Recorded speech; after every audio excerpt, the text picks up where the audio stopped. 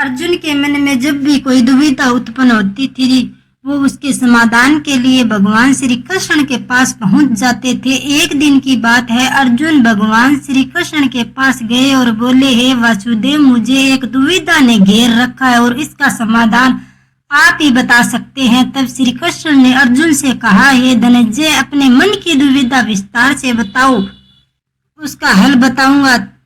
तब अर्जुन बोले, नारायण, कृपया करके मुझे ये बताएं कि अच्छे लोगों के साथ बुरा क्यों होता है जबकि बुरे लोग हमेशा खुश रहते हैं। अर्जुन के मुख से ऐसी बातें सुनकर श्री कृष्ण मुस्कुराते हुए बोले, हे पार्थ, मनुष्य जैसा देखता है या महसूस करता है, वास्तव में वैसा कुछ नहीं होता, बल्कि अज्ञानतावश वे सच्चाई को समझ नहीं पाता। श्री कृष्ण की ये बातें सुनकर अर्जुन हैरान हो गया और बोला, हे नारायण, आप क्या कहना चाहते हैं, मेरी समझ में नहीं आया।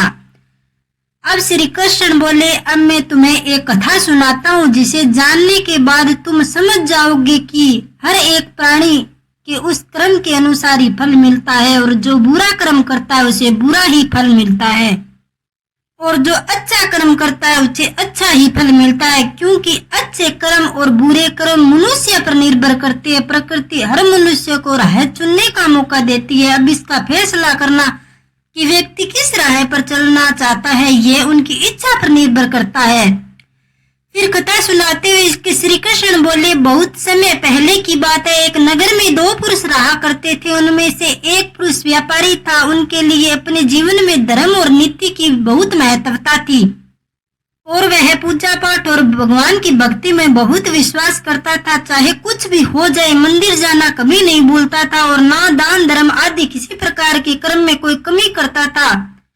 वही दूसरी ओर उस नगर का दूसरा पुरुष, पहले पुरुष के कर्म उनके बिल्कुल विपरीत थे। वह पुरुष प्रतिदिन मंदिर तो जाया करता था, लेकिन पूजा पाठ के उद्देश्य से नहीं, मंदिर के बाहर चंपल और धन चुराने के उद्देश्य से मंदिर जाया करता था। उसे दान धर्म आदि किसी से कुछ लेना देना नहीं था। इसी तरह समय बीतता गया और एक दिन उस नगर में जोर से बारिश हुई, जिसकी वजह से उस दिन नगर के मंदिर में पंडित के अलावा और कोई नहीं था। ये बात जब दूसरे पुरुष को पता चली तो उसके मन में ख्याल आया कि अभी सही मौका है मंदिर से धन चोरी करने के लिए, और वह बारिश में ही मंदिर पहुंचा और वो व्यक्ति मंदिर पहुंचकर उस पंडित की नजर से बचकर मंदिर के सारे धन को जेवरात चुरा ले गया।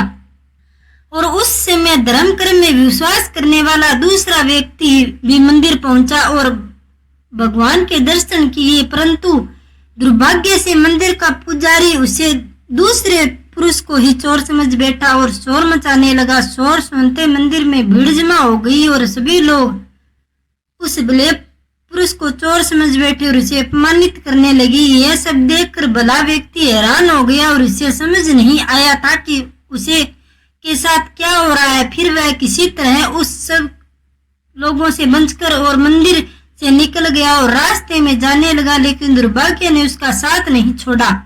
रास्ते में जाते समय एक गाड़ी ने उसे टक्कर मार दी और उसे घायल कर दिया। लंगड़ाते हुए वो अपने घर की ओर निकल गया। फिर रास्ते में जाते उस व्यक्ति की मुलाकात दुष्ट व्यक्ति से हुई जो मंदिर से धन चोरी करके लाया था, और वह दुष्ट व्यक्ति झूमता नाचता खुशी से जा रहा था और वह बोलता हुआ जा रहा था कि आज तो मेरी किस्मत ही चमक गई, एक साथ इतना सारा धन मिल गया। यह बात सुनकर उससे भले व्यक्ति को हैरानी हुई और क्रोधित हुआ। घर जाकर भगवान की सारी फोटो निकाल कर फेंक दी और भगवान से नाराज होते हुए अपना जीवन व्यतीत करने लगा।